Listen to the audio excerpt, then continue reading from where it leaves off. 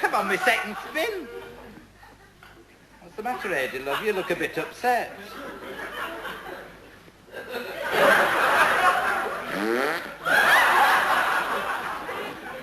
I keep filling up. It's been like this for a fortnight now. Really? I was in the kitchen a fortnight ago. I got my mince on regular 120.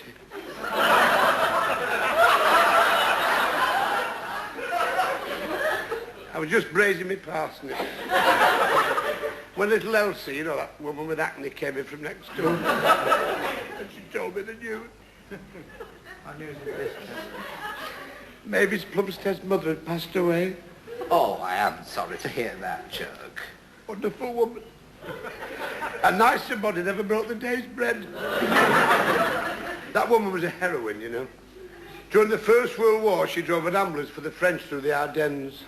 And she was awarded the Croix de Gruc. Man, she wasn't a saint, you know. She'd had more soldiers than Kitchener. I always liked that. I must say, she was 98, you know. 98 when she passed away. Oh, well, it's a good age, isn't it, really? I know, but things avoided your life. Who did the teas? The Gardenia Cafe. Did they push the boat out in half-tongue? Oh, yes, there was some tongue. Of course, I never eat tongue, you know. Oh, I'm not a fetishist on this. I'm not a fetishist. It's just that I flatly refuse to eat anything that comes from an animal's mouth.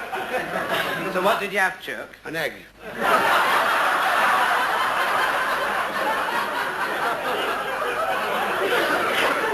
So who did the interment? Well, I was surprised. I thought that Potters of Johnson Street would have done it because they put our Jack down last year and we've had no trouble since. Self me God, I couldn't believe it. The co-op buried.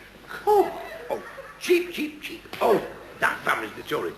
Anything for the divvy, that's them. I couldn't believe it, Cissie. I said to Mavis, how dare you bury your mother in a pine coffin? they never put her down in pine. In pine.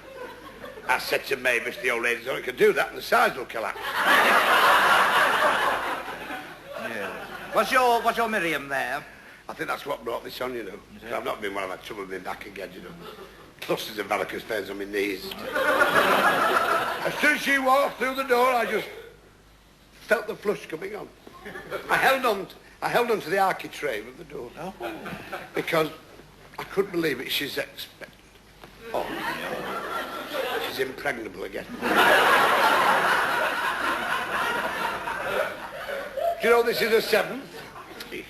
Good heavens, she's hardly time to draw breath. It's like shelling peas with her. I think she's carrying more water than the Mekong Delta. Oh. Well, I've tried talking to her, but it's a waste, and talking to him is even worse. But you know, these Hungarian acrobats are like all the same. Yes, never leaves her alone. And... Poor. Oh, yes. 2 snacks of the Blue Danube, and she's there. It makes me... You see, I put it down to the chemical works where it's at. Really? Well, it's a research chemist, you know. Oh, I didn't know that.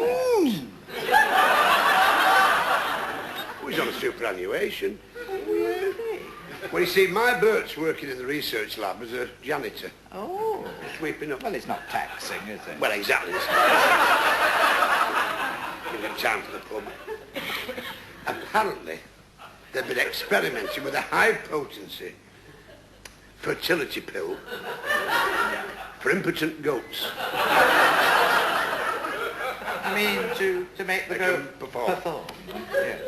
And what are they like? I don't know, but my Bert said they taste of peppermint.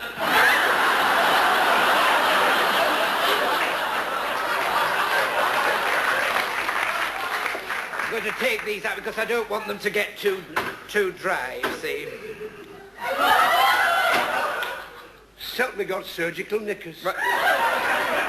You've not got that trouble again, have you? Don't be so stupid. These are jodhpurs. Oh, jodhpurs. They belong to our Jocelyn. Oh. And of course, since she's moved to Knutsford, she's going round with the upper set. Oh.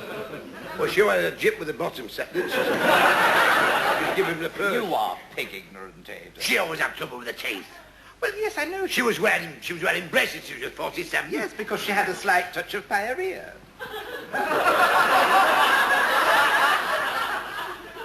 Must have too much roughage in her diet. Perhaps you mind what's in there. Oh, I say. Oh, I haven't seen them in years. Passion killers. Oh, you'll never turn your Bert on with those. I couldn't turn him on with a starting handle. If I tell you something... He hasn't bothered about that since VE night. We'd lit a bonfire to celebrate the end of the war, and he ignited a rocket,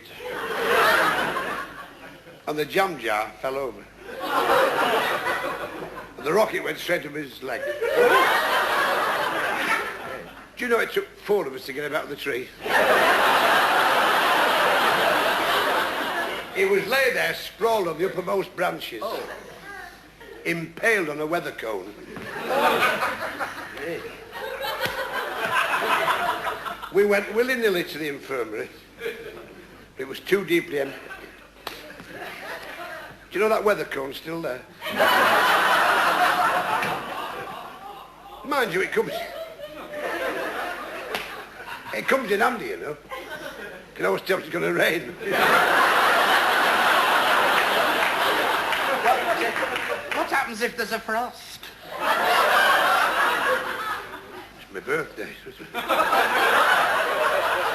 Oh, it doesn't. Does it? Yeah.